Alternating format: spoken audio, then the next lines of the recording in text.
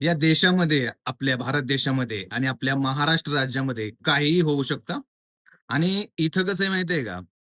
इथं सत्याच्या बाजूने जो असतो का नाही, त्याला नेहमीच अंतर दिलं जातं किंवा त्याच्याबद्दल नेहमीच वेगळ्या विषयातून बोललं जातं. पण जे लबाड असतात, जे खोटारडे असतात, जे गद्दार असतात ना, त्यांना इथं खूप चांगली ट्रीटमेंट दिली जाते. हे आपल्या देशाचं आणि आपल्या महाराष्ट्राचं दुर्भाग्य आहे, माहिती आहे का? आता हा व्हिडिओ कशासाठी बनवतोय आपण किंवा या व्हिडिओ पाठीमागचं तात्पर्य काय? तुम्हाला टायटल, थंबनेल पाहिल्यानंतर लक्षात आलेलं आहे. तर नमस्कार मित्रांनो, मी विजय आणि आपलं स्वागत करतो आपल्या बोल की बाबा या मराठमोळ्या YouTube चॅनलमध्ये. मित्रांनो, झालंय असं की आपल्या महाराष्ट्रामध्ये आपल्या सगळ्यांना माहीतच आहे किंवा आपल्या ज्ञात आहेच की उद्धव ठाकरे यांच्या शिवसेना युबीटी म्हणजेच मशाल चिन्हावरती लढलेले 6 खासदार महाराष्ट्राच्या राजकारणामध्ये प्रचंड मोठा भूकंप घडवत आणून 6 जणांनी आपला गट स्थापन केला आणि ते आता कोणत्यातरी पार्टीमध्ये मर्ज होतील किंवा ते काहीतरी वेगळा निर्णय घेतील. आणि या सगळ्या भानगडीमध्ये लक्षात आलं असेल तुम्हाला, की एक शिवसेना नावाचा पक्ष होता, जो खूप पहिल्यांदा पक्ष होता. आजचा जो शिवसेना आहे, तो उद्धव ठाकरेंचा असेल किंवा एकनाथ शिंदेचा असेल. यांना शिवसेना कसं म्हणायचं हा मोठा प्रश्न आहे. कारण बाळासाहेब ठाकरेंची शिवसेना हे 17 वेळा बोलतात. पण ह्यांना बाळासाहेब ठाकरेंच्या शिवसेनेचं एक वाक्यच लक्षात नाही आलं. बाळासाहेब ठाकरे असताना कोणाचीही अशी हिंमत झालेली नव्हती, अशी झुंडचे झुंड घेऊन जाण्याची. पण आज का घडतंय असं? तर कारण हेच आहे, पुढं सत्ता, लालचीपणा, पुढं काही मिळेल, पैसे कोटीतून दिले जातायत. खूप काही गोष्टी चांगलं लाईफस्टाईल आहे. अशा अनेक गोष्टी आहेत. आणि या सगळ्यामधून यांना वाय प्लस दर्जाची आता सुरक्षा सुद्धा देण्यात आलेली या फुटीर लोकांनाच. म्हणजे ज्यांनी त्यांच्या मतदारांचा अपमान केलाय, ज्यांनी त्यांना निवडून दिले त्या पक्षाचा अपमान केला, त्यांना सोडून चालेत, गद्दारी केली त्यांनी आणि ह्यांना काय दिले तर ह्यांना सुरक्षा दिलेली आहे. आणि ती पण वाय प्लस सुरक्षा. हे आपल्या महाराष्ट्राचं दुर्भाग्य आणि आपल्या गृह खात्याचं हे दुर्भाग्य. म्हणजे काय चाललंय बघा ना आपल्या तोडवू दे ना तिकडे. ज्या मतदारांनी त्यांच्यावरती मतदान दिलं, तेच त्यांना जाब विचारतील ना. का तो जाबही विचारायचा नाही. इथपर्यंत सगळ्या गोष्टी गेल्या. अरे कुठे नेऊन ठेवला महाराष्ट्र तुम्ही यार? आज मला सांगा, जे खासदार फुटलेले आहेत, या खासदारांना मतदान केलंय कोणी? भाजपने नाही केलेलं, शिंदे सेनेने नाही केलेलं, अजित पवारांच्या राष्ट्रवादीने नाही केलेलं. यांना मतदान केलेलं ते काँग्रेस पार्टीने केलेलं आहे. यांना मतदान शरद पवारांच्या राष्ट्रवादीने केलेलं आहे. यांना मतदान शिवसेना उद्धव ठाकरेंच्यावरती प्रेम करणाऱ्या लोकांनी केलेलं आहे. बाळासाहेब ठाकरेंच्या सुद्धा शिवसेनेने यांना मतदान केलेलं नाही. कारण तेही पूर्णपणे विषय बाजूला झाला होता. ज्यावेळेस महाविकास आघाडीच्या माध्यमातून यांनी निवडणुका लढवल्या गेल्या होत्या.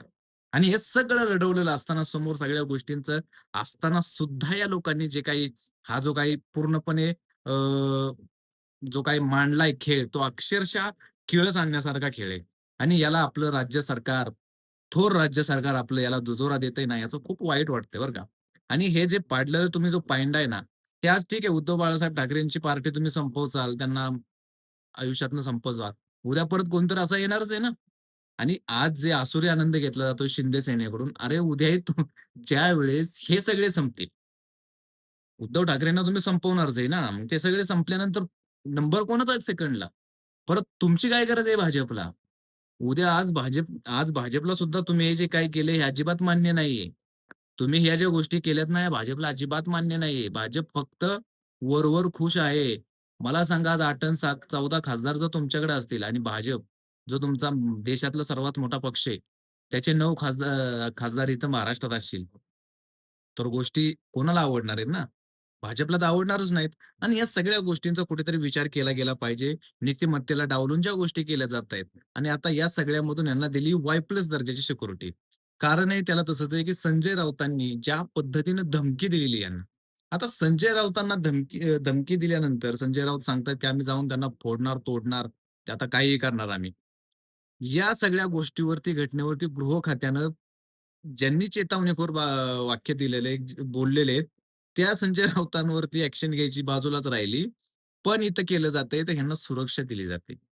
म्हणजे हा जो खेळ खेळला जातोय ना, इतका वाईट पद्धतीने खेळला जातोय. त्या खेळाचा जो काही पूर्ण आकार आहे ना, अत्यंत वाईट खेळला जातोय. आणि संजय राऊतांनी जी भाषा बोलली, त्याच्यामध्ये त्यांनी शिव्या हासडल्या. अरे, शिवसैनिकांचीच भाषा आहे. तुम्ही बाळासाहेब ठाकरेंची भाषणं ऐकून बघा. बाळासाहेब ठाकरेंनी काय वेगळं केलेलं आहे? अशीच भाषणं दिलेली त्यांनी. हीच त्यांची भाषा आहे.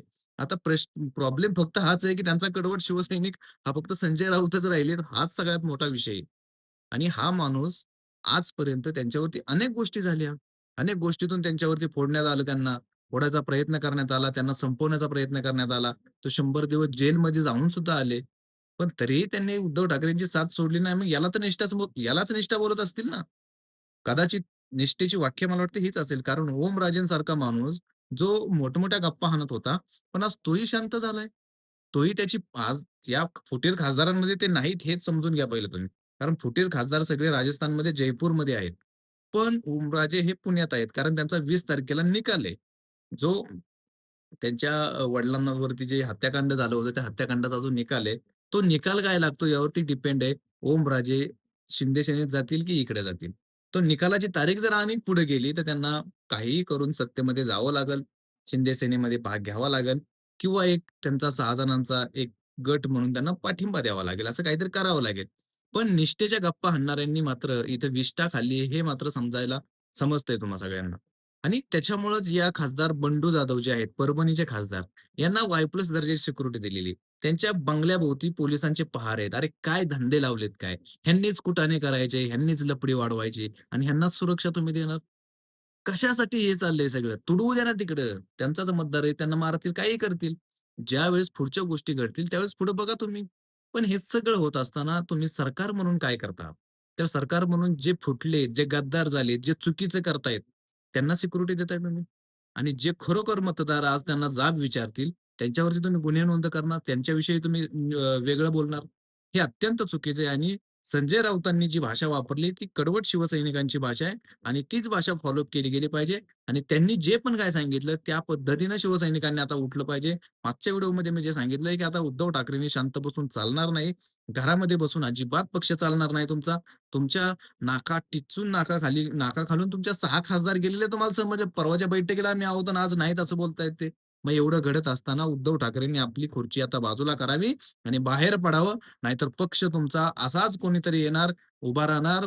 शिवसैनिक कुठेही जाणार नाहीत. पण हे जे खासदार, आमदार निघून जातील त्याच्यामुळं कुठेतरी उद्धव ठाकरेंनी या गोष्टींकडे लक्ष दिलं पाहिजे. तुम्हाला काय वाटतं? तुमची काय मत आहेत? कमेंट्समध्ये व्यक्त व्हा आणि असेच माहितीपूर्ण व्हिडिओसाठी आपल्या चॅनेल नेहमी नेहमी सबस्क्राईब करा. अपडेटमध्ये राहा. धन्यवाद. जय हिंद. जय महाराष्ट्र.